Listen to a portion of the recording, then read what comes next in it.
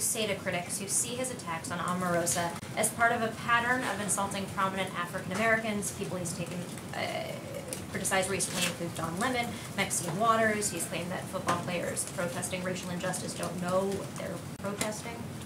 Look, the president, this has absolutely nothing to do with race and everything to do with the president calling out someone's lack of integrity. The idea that you would only point a few of the things that the president has said negative about people that are minorities. The fact is the president's an equal opportunity person that calls things like he sees it. He always fights fire with fire, and he certainly doesn't hold back on doing that across the board. Sarah, can you stand at the podium and guarantee the American people they'll never hear Donald Trump utter the N-word on a recording in any context? I can't guarantee anything, but I can tell you that the president addressed this question directly. I can tell you that I've never heard it.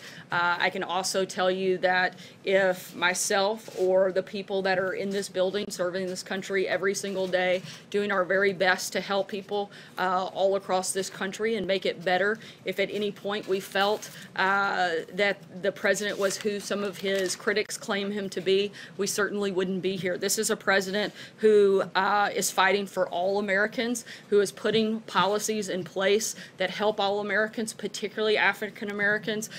Just look at the economy alone. This president, since he took office in the year and a half that he's been here, has created 700,000 new jobs for African Americans. That's 700,000 African Americans that are working now that weren't working when this president took place. When President Obama left after 8 years in office, he had only created 195,000 jobs for African Americans. President Trump, in his first year and a half, has already tripled what President Obama did in 8 years. Not only did he do that for African Americans, but for Hispanics. 1.7 million more Hispanics are working now. This is a president who cares about all Americans, who is committed to helping them, and is putting policies in place that actually do that.